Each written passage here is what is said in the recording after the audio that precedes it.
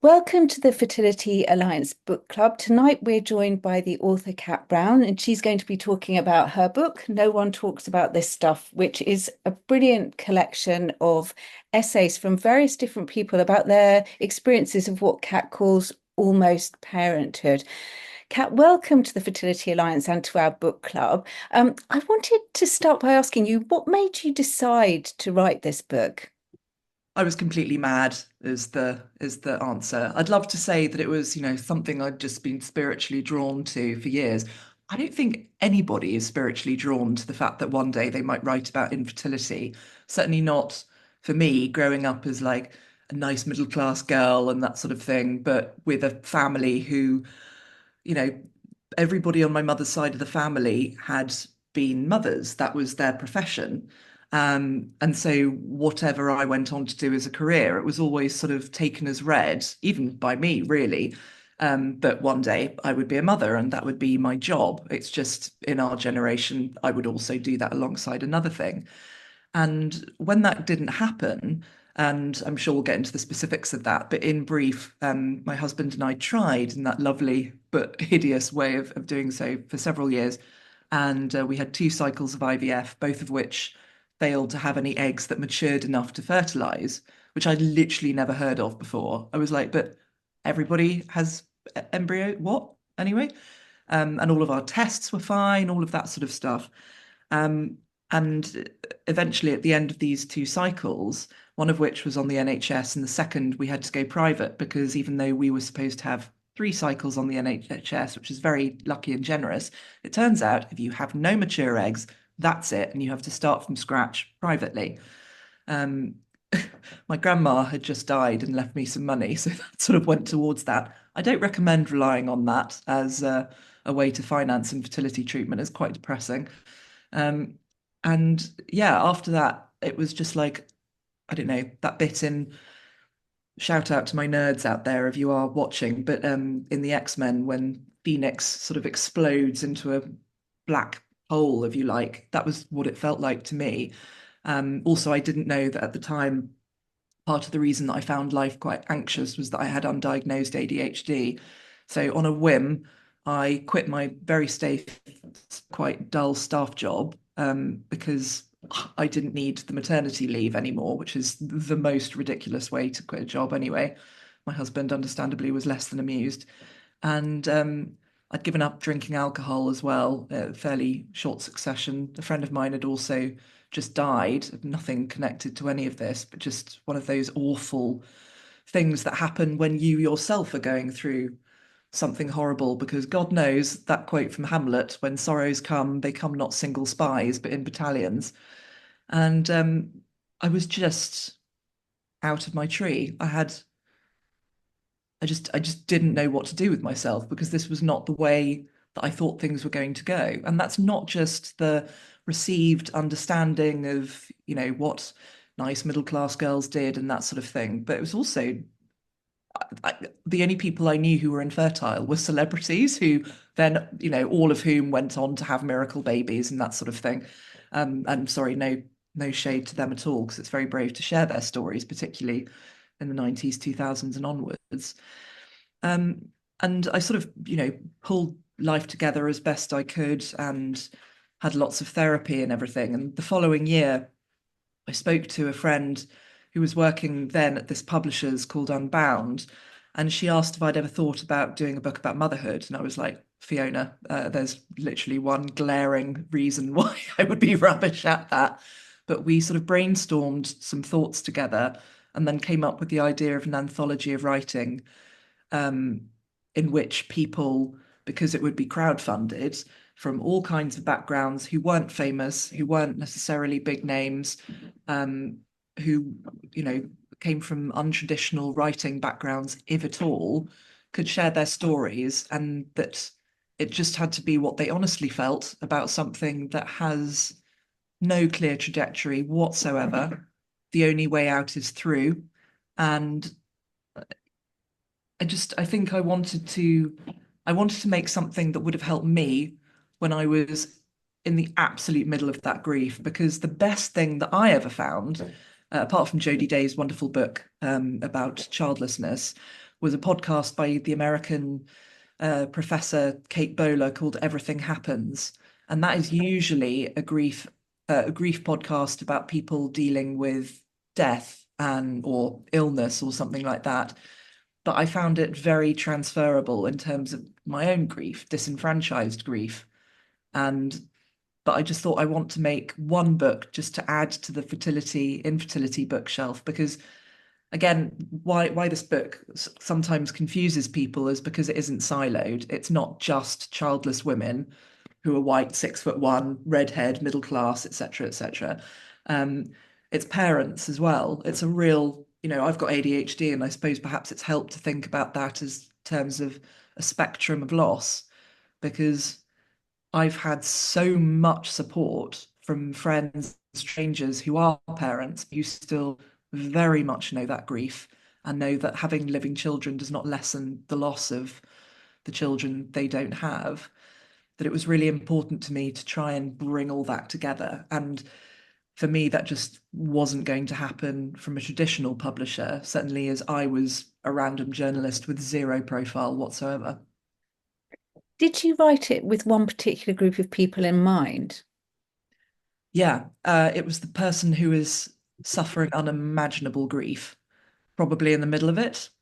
Um, when I was editing the book and I went through it with another editor and a copy editor, um, there were a few elements that I took out that were like just objectively triggering, particularly physical descriptions. But the nature of a book like this is that there will always be elements that are triggering. I put in like a trigger index at the back, and I almost wish the publisher had put it at the front so it could be more clear. But I think people who've been through or are literally just coming out of a grief like that, a book like this is very confronting because they're like, I don't want to remember, even though it's literally ingrained in my body and in my soul. I don't want to remember that I've been through something like that, something that hard, something that horrendous. But for the person in the middle of it, you are standing there in that storm and it feels totally silent. Unless you are lucky, slash somebody else is very unlucky, you won't necessarily have anybody who understands where you are right at that moment. And whilst everybody in this book has been through that journey, everybody writing and come out that other side, this is not and then I was never sad ever again and nothing was ever difficult. So I think that's it really. I mean, people talk about what it's like to have been through all that, but God, you just whether you know it or not, I think you just need somebody, someone, something to hold your hand, like a group of people to come and stand around with you and go, I hear you. Your grief is not too large. Your pain is not too ugly. It's all very real. And why did you want to make it particularly a collection of essays? I mean, what was the attraction of doing it that way? I think I had to crowdfund £20,000 to make this book. And so I thought that if I was going to do that, which also included, I have to say, payments to every single contributor, whoever they were, everybody got the same amount of money, but they were paid. I wanted to do it to basically fill a non-existent hole on that bookshelf, whether that bookshelf is in Waterstones or on Amazon or anywhere else. And there are lots of stories in this book that aren't told unless they're in a siloed book. So somebody's very specific memoir about a very specific thing. And I wanted to have something that would bring stories that people wouldn't expect to hear, partly because those are always the most interesting ones, but also something that I've learned from giving up alcohol is that there is huge power and comfort to be taken from listening for the similarities and not the differences in somebody's story. Because I think if you were looking for the exact same story as yours, then, quite often you're going to be disappointed. Like, I mean, I haven't been looking particularly hard recently, I have to say, but I don't know anybody else that had immature eggs. I mean, I remember looking up the hashtag on Instagram. Oh, thank you, Harry. My husband is bringing me a cup of tea, which is lovely. Thank you so much. That's wonderful. I very much recommend like half-liter mugs. Brilliant, life changing. I mean, I still like the hashtag for immature eggs on Instagram. Certainly, when I was going through this, almost all, and this may have just been because lots of the profiles were private, but all of the public pictures were about like the chicken's eggs whilst cooking. And so that made me feel even worse, really. And so I think for me, it was the fact that I wanted to feel less alone, but I couldn't find any IRL in real life support groups. I tried to reach out to some, but they were like, well, sorry, we don't really cater for you. I did go to a Gateway Women weekend, which was wonderful. But I also found that a lot of the people that I was meeting and speaking to were almost like circling, they were almost in stasis with their grief. And I really wanted to learn not how to ignore it, not how to move forward and leave it, but to move forward with it. And for that, I realized that I needed to speak to a really wide variety of people because even though the details of our stories were all really different, and I was um, relatively unusual in the fact of having gone through fertility treatment and it not having worked, I have to say that within my circle and larger, not obviously in general. Um, and it was just, yeah, it was just really important to bring in as many voices as possible, partly so that people reading can see that whatever the details of their experience and their grief, they can see it reflected and they can see perhaps the intersections of how their grief and life, works with other elements of their upbringing, their race, their gender, sex, anything like that. And how did you go about finding such a huge variety of different people? We needed some people to launch the book with. So my then editor, I say then because Unbound fired loads of people in a mass redundancy about the year after it launched. So Fiona did come to the launch and I was thrilled to see her there, but she should have been there through the whole thing. And it was really sad that she wasn't. I ended up having, I think, 4 editors overall, and I really don't recommend that at all. Um, so she had a couple of suggestions. She suggested the wonderful Stella Duffy, um, and Nanajura and Donald and Butcher as well, whose bookended stories about baby loss are just amazing, like their diaries. And then there were people either who I knew or who had seen, and that got us to our sort of first 10, 15. Um, Actually, no, probably our first 7. And then once we launched the book, more people approached, and were just like, I would love to do this if I could be involved. And then when we got another injection of money from a sponsor, I was able to open up for public submissions. And this was really important because I didn't want it to just be me and my Google abilities or the algorithm represented in there because I think this is the thing. I knew that there were loads of stories out there that I didn't know the terms to Google for. Um, like it would never have occurred to me to put Jewish childless step parent together or post-traumatic stress disorder, gender identity, child free, like all of these different things. Um, and so yes, by basically having public submissions, which I publicized through my Instagram, then Twitter, and basically got hope that people would share and everything. We got like over 200 submissions, and I replied to every single one, not just with like the autoresponder, but like properly, because it was incredibly generous of people to share their stories.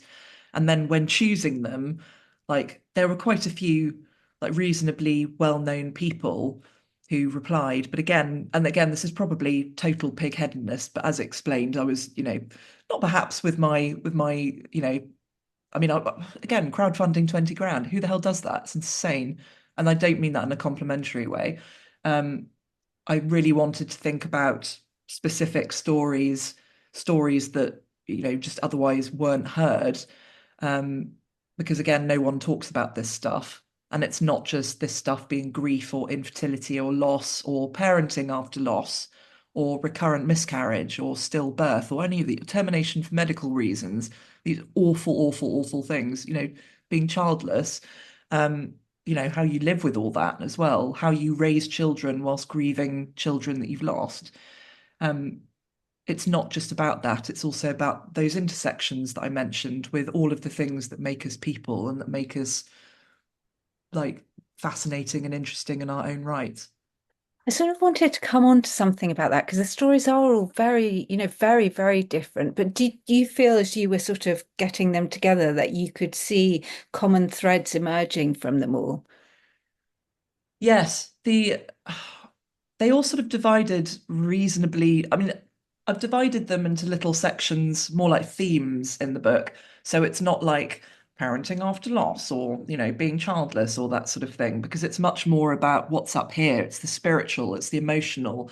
Like when you're going through any kind of grief for whatever reason. I mean, my godfather died very suddenly earlier this year, and the grief that I felt at that time was so coupled with other feelings like guilt or devastation or empathy or sympathy, and then the grief that I had at his memorial service, like going up to read a eulogy and hoping I didn't cry. They were sort of different but the same, and I think that's it. Like we can put in again, like I think the sections that I've got in the book, disenfranchised grief, which is that grief that is not recognized by society more generally. So that's some of the like history essays and analysis, conversations about choice, conversations around parenting, and living as well, like onwards, if you like. I have a tattoo of a horse in motion on my arm after I was treated for an eating disorder, and that was to remind me to, in life we keep moving onwards. Um, it could probably have been a shark, but I didn't want to stop moving. I thought that would be a little on the grim side. So yeah, those sorts of themes came up, even though the themes in the essays might be completely different. One thing that I think I noticed reading them was that feeling of powerlessness, which does kind of run through quite a few of them, of sort of, loss. I think we all grow up thinking that we can control everything in our lives if we just work hard, if we just try hard. And there are a couple of essays where that came across really strongly that, I just don't know what to do now. I can't do anything about this. It's, I mean, why did I make this book? Because I wanted to feel like I was doing something. I knew that I knew that putting this book together was not going to change anything. The outcome was not going to be different. But I thought, and perhaps I think this is quite a journalistic way of certainly the journalism that I do alongside arts journalism, which is, less of the same. But the idea of taking something that I've experienced and felt and seeing how I can write that or make something out of it so that perhaps somebody who's going through similar or knows somebody who's going through similar can just sort of feel less alone, can feel seen by that. That was just hugely important.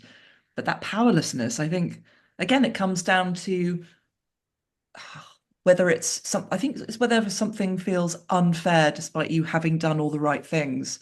So having cancer incredibly young, um, losing a sibling or a parent like really, really young, um, burying a child, all of these things, you've done everything right. You followed what the path that society, and without getting all tin hat about it, capitalism has laid out for you. You've done all the right things. You've paid into a pension plan, blah, blah, blah, blah, blah. Always done your taxes on time. And then something like this happens, and you're like, oh, but no, that's that's not supposed to happen. Like, I get loads of protein and my fiber content's really good. And I think there is this desperate sudden realization that I would say probably we all come to at one point or another throughout our lives, of realizing that, oh bloody hell, the universe really doesn't care. And this is when it is so important to find people. And I think because I isolated a lot whilst still seeing people, still speaking to people on WhatsApp every day, um, this was why the book, and to a certain extent being online in infertility community, was really helpful. But actually, for me, I think I found even other communities even more helpful. I think because ironically, the infertility community had so many different stories and different outcomes and things all happening at once. And I was like, oh no, for this time, I need my story to take center stage. Um, And so that was again when listening to these similar but different stories was, yeah, just really invaluable. Another thing that comes across quite strongly in the book is the impact that all of this, whatever the story was, the impact that it had on people's mental health. And do you think that maybe gets a bit kind of overlooked sometimes? I mean, mental health in general gets overlooked because, God bless it, journalism does such a good job of going, all these people who think they're ill are overwhelming the NHS. How selfish, how awful. But again, unfortunately, that's because it's the man bites dog rule of journalism, that dog bites man isn't a story, but man bites dog is. Um, and so, growing up as I did in the 90s, which, whilst what not that long ago, 30 years or so, feels quite long ago now, there was no mental health discussion there, none. I was quite unwell with what I later discovered was depression all the way through my tweens and teens. And I wasn't treated for it, let alone diagnosed with it, until I was maybe 18, 19. I'd left home by then. I was at university.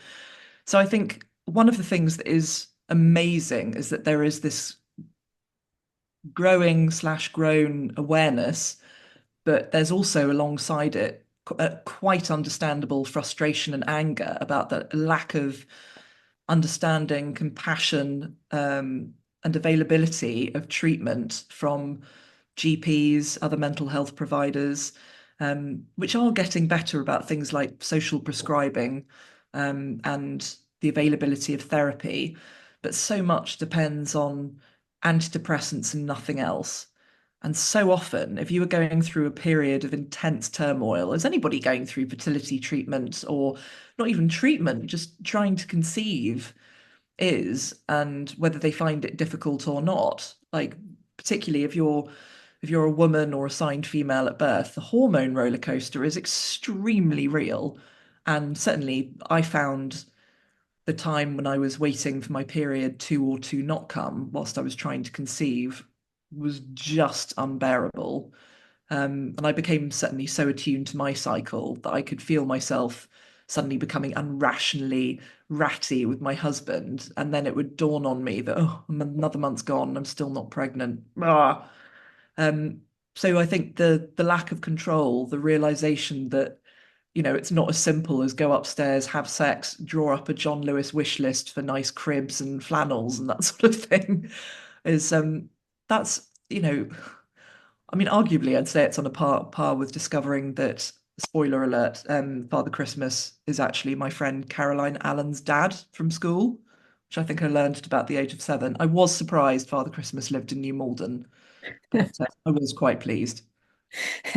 Um, Another thing that I found really interesting about the book was the essays you have on stigma and shame and the kind of history behind that. I found that absolutely fascinating. And I wonder if you could just talk a bit through that for us.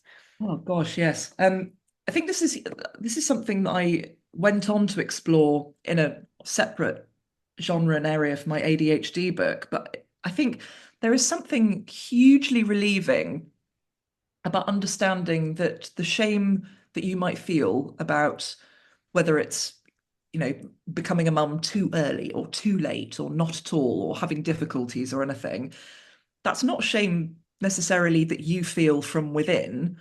That's actually just historical and from society.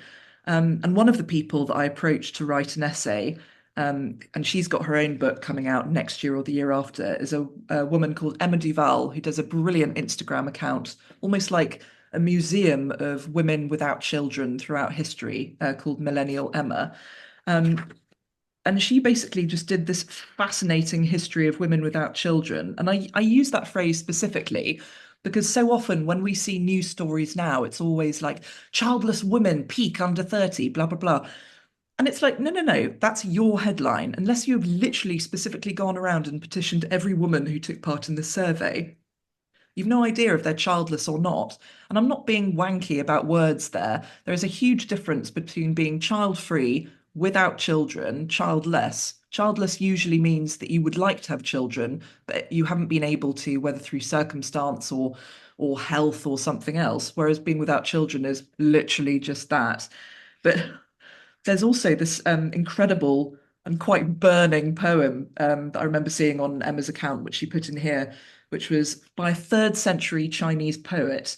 It's called The Deserted Wife. And this little extract: with child, she is the moon that sails the skies. Childless, she's like a falling star. Skies and moon each wax and wane. A falling star dies without a glimmer. Ugh, burnt in the third century.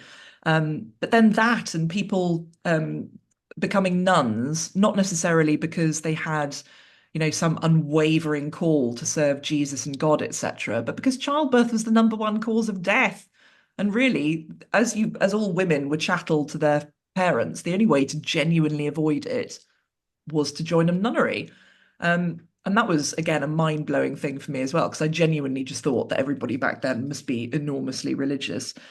Um, and it sort of goes through that to the 20th century and onwards, but just sort of examines not just attitudes towards childless women and to aunts, of which obviously there were so many single aunts after the First World War. And a brilliant book by Virginia Nicholson, I think her name is. I think she's Virginia Woolf's granddaughter, called Singled Out, which is a fabulous read, really, really interesting then about this generation of women that couldn't get married and have children because all of their men were dead. So that was something I think that's always helped me is just sort of being able to find out a bit more about the circumstances behind it. Why do I feel like this? Why did I feel that my life had to follow a particular path? And in my case, I'm incredibly lucky in that I found and subsequently married somebody that I would have been delighted just to be great pals with as long as he could be in my life. Um, but certainly for a long time during my 20s, I was like, Christ, I'm 6'1", I'm red-haired, I'm objectively quite weird, so people tell me, I'm going to die alone, and then my life will have been a failure, which is an absurd and horrible thing to say. But given that I was that tall and wasn't model size, it was like, well, you can't play basketball either, so there's not really any call for your sort. And I think, again, the more that we share, the more, I mean, social media on its best day is really good for this. The more that we see that there is no one way to live. There's no one way to be. Whereas, in the Victorian times, there really was, because your circle of knowledge, of understanding was 3 miles at best.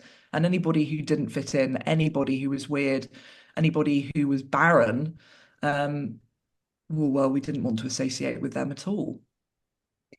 If anyone has any questions for Kat, do please just put them in the chat. But I have another one for you, actually, related to what you were just talking about. Because one of the stories in your book that really struck me was the story by the Jewish woman about her community. And I think it was just so powerful and her experience was so overwhelming. And I wonder if you could talk a bit about that. Yes, I don't want to speak on her behalf, but I was so grateful that she wrote in. And she's anonymous in the book, precisely because her community is quite small and she didn't want to be recognized or have anybody recognize her. But we called the essay, and I do apologize for my pronunciation, Eshet Shael, which means woman of valor. And this was basically an extraordinary cross section of stories in which somebody, we called her Sarah Lewis, meets eventually the love of her life years later after quite a, traveling, bouncing all over the place youth. And I think he's divorced with 2 children. And I think they just weren't able to have children. And so she lives in this reasonably small Jewish community. And Judaism obviously it's a matrilineal religion. Like Judaism passes from mother to child. Um, and being a mother is hugely, hugely important. It's God's work.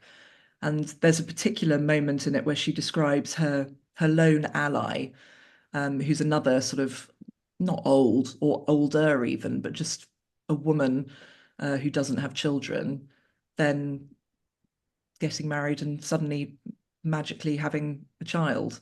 And she just feels completely abandoned. And I think that if you have allies or compatriots, if you like, comrades sometimes in the trenches of whatever you're going through, um, it can feel really difficult and quite, it throws you off, I think. I've certainly heard this to be potentially the case with people who are parents as well, whenever something changes. I mean, then so many friendships are forged just through proximity at the school gates.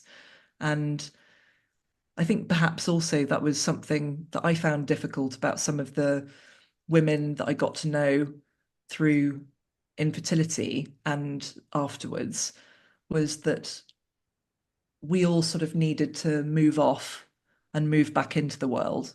And we would think very well of each other, but we wouldn't necessarily be as in each other's lives, or even to a certain extent in each other's lives at all, because that was too much of a reminder of the distress and pain that had been felt.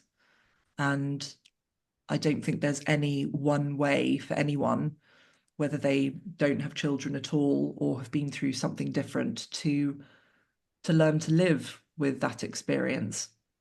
It's You can take and choose and pick and leave all the types of advice that you find helpful to you and discard what doesn't serve you. But everyone's way through, everyone's way of living with something really difficult. I mean, even people who conceive on their first round of IUI or IVF, they've still gone through so much to even get to that point. And I think there is a lovely phrase by David Kessler, the man who runs grief.com, which is a website you won't know exists until you suddenly Google it and go, oh, thank goodness. And it is the worst grief there is the one that you are going through at the moment. And I found that so comforting and freeing to hear, in part because I spent a lot of time comparing myself to other people. And one of my common phrases was, oh, well, at least you're not a Dickensian orphan up a chimney or blah, blah, blah, or one of the water babies, or, you've had a hip replacement, but you've still got two legs and blah, blah, blah, and all that sort of thing.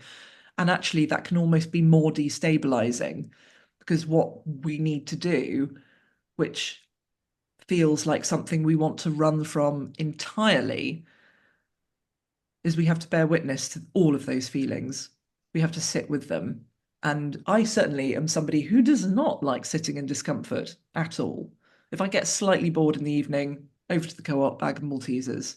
Sitting with discomfort, recognizing those feelings is not my bag at all. And so when I do it, it's almost like in an animated film when they're trying to catch a goldfish and it's wriggling out all the time. I just have to make those continuous attempts to sit with it as and when I can. We have another question for you, which is that you mentioned earlier that not everyone that you have the stories in your book were writers. And I wondered whether you thought there was an element of writing about things like this that could be quite therapeutic. I, on the one hand, yes, the writing can be therapeutic, but something I made very clear in my submission guidelines rather than rules was that being edited is repetitive, stressful, and tedious. And you 100% do not want somebody going through your horrible life story and going, I think we need a semicolon there. Oh, you've repeated this word. Could we change it? Editing is so boring and there's no emotion in it. So also for people's own welfare, I really emphasized that this is not something to embark on if you are fresh in your grief. It's not to say that, oh yeah, I don't feel anything anymore. I don't think that's the case for anybody. There are things that happened when I was a teenager that I still, look back on and go like, oh, blimey. Um, but I really needed people to have already had their own therapy. Like, I couldn't be the therapist for 21 people. I mean, being the editor for 21 people is enough. And people were great, by the way, but it's just that's the thing, because then also you're dealing with all of the publishing and everything.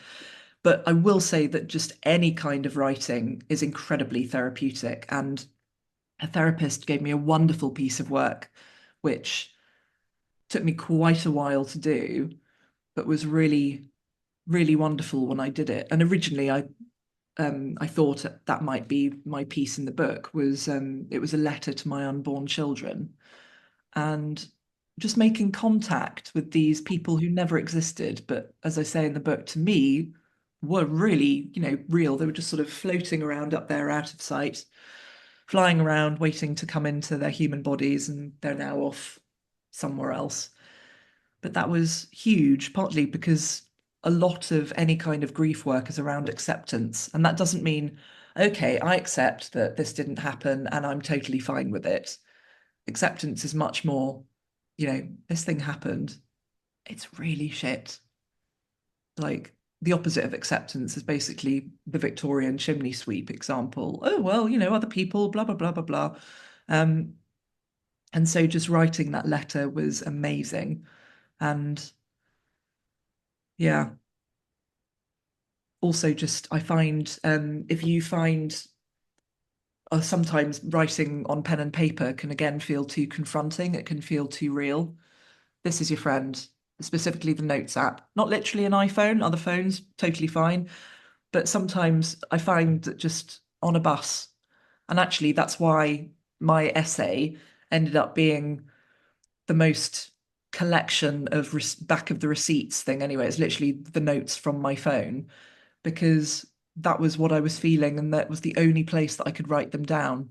And I do a lot of writing in my day job, but those pieces that I write in my day job are, oh, I know this piece needs to be 600 words. It's an opinion piece. It's got to have this angle, and I will hit these beats here, here, here, and here. That does not exist and it does not work when it is your own life and your own feelings. And I have, done life writing, but that is again after I've done reasonable amount of therapy and a lot of processing, and I can be a little bit more objective and go, this isn't for me. This is for the person that's going to read this in a paper, on a website, on Instagram. What would they benefit from most from reading about me talking about my experience honestly and authentically? On that subject, talking about what people would benefit from, I wanted to ask you, what was your aim with the book? What did you ideally want people to feel after they'd read it? I don't think I ever thought about people after they read it. I think I thought about a very small group of people, which was the people in the middle of it. And that could be the people going through it themselves. It could be the people very closely connected to them who are feeling totally helpless and have no idea what is going through their loved ones or their friends' minds, their colleague even. Um, I think ultimately, I just wanted people to know that they weren't alone and that, like Alice Jolly, her essay that opens the book, is fearless in the sense of talking about the friendship apocalypse that she personally experienced, the jealousy, the envy, the violence of feeling. And I think that's a huge area that, again, like I said, they're ugly feelings. They're not sexy feelings. They're certainly not Instagrammable feelings. And, we live in a time when it's allowed to have had difficult feelings as long as you have processed them and tidied them all up and made them a little bit more beautiful before revealing them to people.